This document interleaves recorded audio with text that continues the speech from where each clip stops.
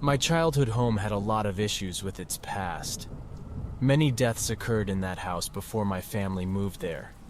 The most recent, the people who rented it to my stepmother and father didn't want to stay there because their child decided to end their life. And previously, there were even some murders that occurred in the house. We didn't know the details, but that's what the homeowner informed us. I was still young when my mother met my stepfather, and soon after they met, they moved in together there. I didn't experience anything strange until my baby brother was born, and that's when everything went wrong. The house had 2 bedrooms, so I had to share a room with my baby brother. Let's call him B. B never stopped crying, and when I was young, I really couldn't stand it. I remember one night when he cried for hours, and suddenly stopped.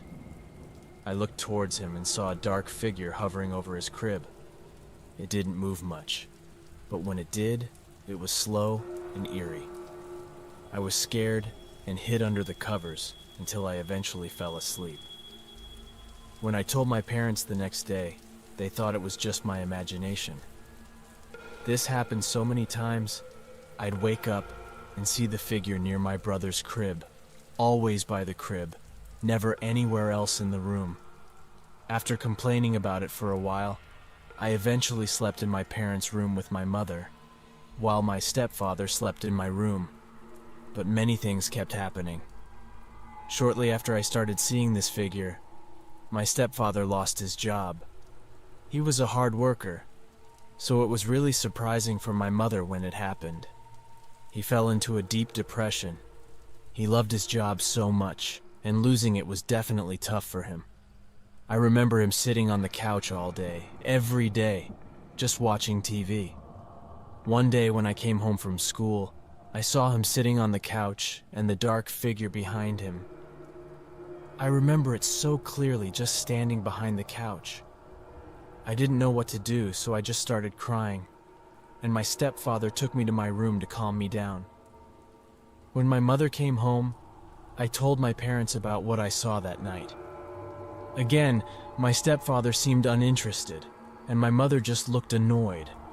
No one believed me after that. There were some good weeks where nothing happened, followed by some weeks where this figure always showed up, usually near B or my stepfather. Some nights when I slept in my room, I would hear voices, a woman's voice coming from B's crib, just talking to him. I never understood the words that came out of her mouth, but it scared me every time. As B got older and started walking and talking, I noticed he spent a lot of time in that room talking to his friend. My parents never seemed worried, saying it was just B's imaginary friend. But I knew what it was. The more often this figure seemed to be around, the worse the emotions in the house got. My brother was always silent, never talking to anyone. My mother had so much anger inside her, and my stepfather was always depressed, and I always felt alone. Then my parents started fighting all the time, yelling at each other. My mother hated my stepfather for not being able to get a job, and my stepfather was just a depressed human being. It seemed like they fought every night, and every night it got worse. Meanwhile, in my room, I even heard my stepfather telling my mother to put the knife down. But the worst was the night I stayed up in the living room watching TV. It wasn't too late, maybe around 8:30, and my stepfather fell asleep on the couch while my mother was in her room, also tired now. I turned off the TV and walked upstairs to my room. But on the stairs, I started hearing whispers followed by B talking back to the whispers. The door was slightly open a few inches, and I slowly walked closer to look inside. Just a few steps from the door, I could see the figure next to B, as if trying to take him somewhere. I screamed, and instantly the door slammed shut. I just stood there crying and screaming before my mother rushed out of her room. I just pointed to the door, unable to say a word. She tried to open it, but it was locked. It was one of the cheaper doors, so she could use her fingernails to turn the lock and open the door. B was in the corner of the room facing the wall. My mother yelled at him for locking the door, even though he was too short to even reach the door handle. B didn't even seem to have any reaction. After that, I fell into depression along with what seemed like the entire family. No one talked to each other, no one asked how I was doing. I became the one taking care of my baby brother, me and the strange figure I knew. The figure even started to hover over my bed during nights when I was very sad. And it gave me some kind of strange comfort knowing that I wasn't alone. Eventually, my mother got fed up with my stepfather, and we moved in with my grandparents. I remember he told us to pack our things, and as we headed to the car, I saw the figure again near my stepfather. I felt sad leaving him, but at least he wouldn't truly be alone.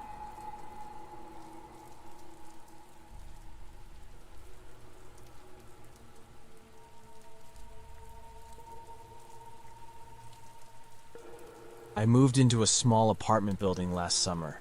It was a cheap 2-bedroom place, and really the only option I had given my low-paying job at the time. The building was clearly not well maintained, and neither were the rooms. There was a buildup of mold in some areas, and the place honestly looked like it was about to collapse. However, of all the things, one thing that stood out the most was the lack of other tenants. I've lived in a few apartment complexes before moving here, and rarely were there any rooms available. But in this place, almost all the rooms were still up for rent.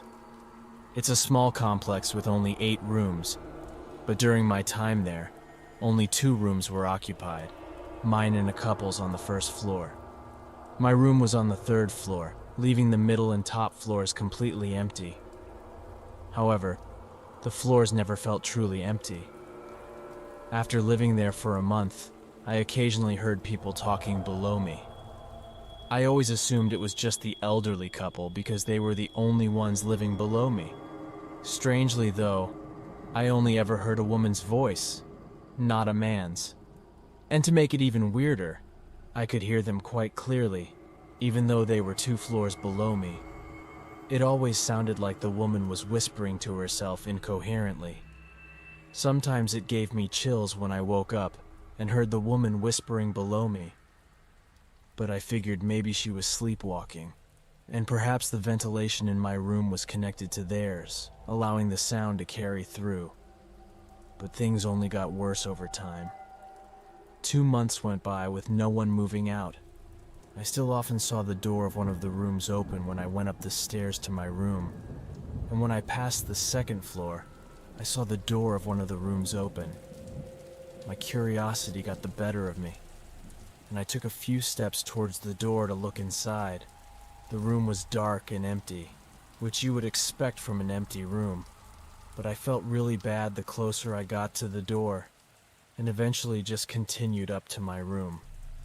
However, that night, when I took the trash down, I saw the door closed.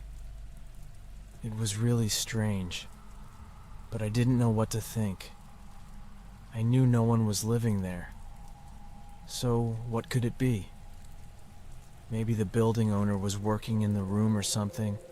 That's the only thing I could think of. But that night I went to bed earlier with a clear mind. But I woke up in the middle of the night hearing the woman whispering below me again. After seeing the door below me open earlier, I was more curious about this mysterious woman this time. I got out of bed, making sure not to make too much noise, and brought my ear close to the cold wooden floor listening. The whispering sound was faintly heard nearby, but also more like murmurs. I knew whispers couldn't possibly be heard so close if it was coming from the elderly couple's room on the 1st floor. At that moment, I realized this. I started to feel anxious. Part of me wanted to go downstairs to see if the door was open again, but I knew I was too scared to do that now. Sitting back on the bed, I started hearing the woman walking slowly, still talking to herself. It seemed like she was just walking with a random pattern in the room below me. After a few minutes, she suddenly stopped very abruptly. Needless to say, I was scared, and the woman suddenly went silent, almost making everything worse because I no longer knew where she was or what she was doing. But that night would get a lot scarier. I sat on the bed with my eyes wide open for 30 minutes, starting to wonder if the woman somehow left quietly, or maybe just stood in the same place for the last half hour. Either way, I was too scared to sleep, and that's when I heard the floor creak again as someone walked slowly across the floor. But this time, the sound came from above me. The soft creaks on the floor slowly made their way through the room above before stopping right above my bed. A few seconds of tension followed before the woman's soft whispers came from above me. Then she let out one loud, painful scream that almost sounded as if it was right in front of my face before the room fell silent again. I almost cried, holding my head and trying not to completely freak out. But how could I not? I stayed awake until dawn, then made arrangements with my family to stay with them for a while. I paid the fee to terminate my lease and moved into my parents' house while I looked for a new place. The only time I went back was to move my belongings into the moving truck, and as I loaded one of the last boxes, the elderly couple came out to bid farewell. I never really talked to them other than simple greetings as we came in or out, but they seemed really sad that I was leaving. I'm not sure if they ever experienced anything like what I went through, but the only thing I could focus on during our brief conversation was how different the old woman's accent was, and that it didn't sound anything like the woman I heard whispering. After that, I didn't know what to think, except how relieved I was to move out. All I can say is I hope to never hear the whispers of that unknown woman again.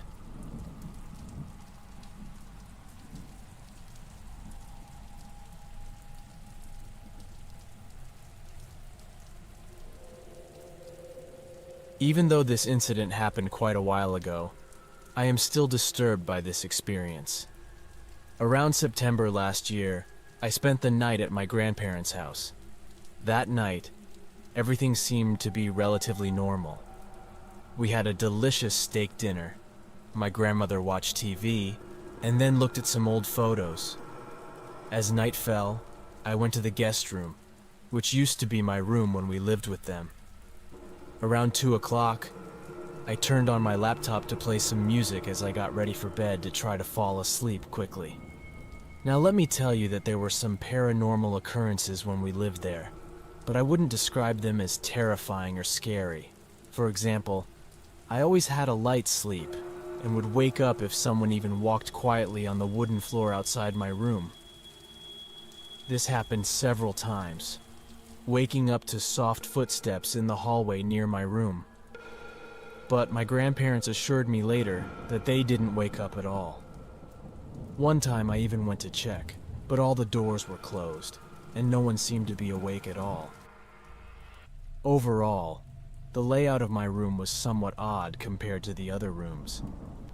There was a corner in this room that led to a small hallway before you reached the entrance, so from your bed, you couldn't see the door, only the small hallway leading to the door.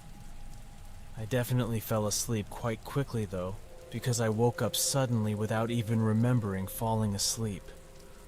It was around 4 in the morning, and I felt very tired, which was somewhat unusual because every time I woke up in the middle of the night, I usually felt quite fresh and fine, which often was the reason my body woke me up. But this time, I was really tired. I didn't hear anything waking me up, but because I was so tired, I knew I didn't just wake up on my own. I looked towards the short hallway with half-open eyes, not seeing anything even though it was dark. I put my head back on the pillow and closed my eyes, lying for a few minutes in the silence on the verge of sleep before I heard a horrifying sound. The door of my room closed. I opened my eyes and lifted my body from the pillow, staring into the empty darkness of the hallway. I must have frozen in that position for a full minute before I got up from the bed and approached the door. There was nothing there, but I knew something was wrong. I always kept the door closed, so who opened it? The thought sent shivers down my spine, and I quickly locked the door before returning to my bed. I told myself it must have been one of my grandparents, even though I couldn't find a reason for them to open and close the door of my room. I tried to forget about it. I closed my eyes again and lay still as I usually did. The sound of heavy footsteps running came from outside the room towards the door. They sounded like heavy, bare footsteps, and suddenly stopped at the door of my room. I waited in extreme fear and total shock for several long and anxious seconds before I again heard the door slammed shut, this time loudly.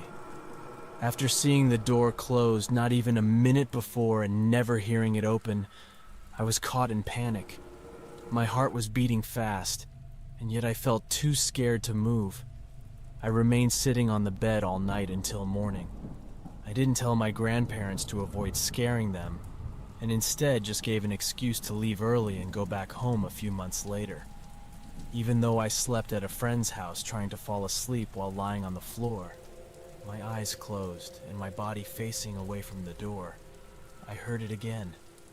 The door closing, but this time gently. I looked at my friend, but she was already fast asleep and didn't hear anything. When I asked her the next morning, to my surprise, I never heard it again since then, and I haven't heard it in my own house either. I almost don't know what I experienced, but I have a very strong feeling that I was being watched by a paranormal entity. I still don't understand the significance of the door closing and then closing again, but I would greatly appreciate it if someone could explain it to me, or even share with me methods to get rid of it, because even to this day, I lie in bed paranoid every night, afraid that I might wake up to something terrifying.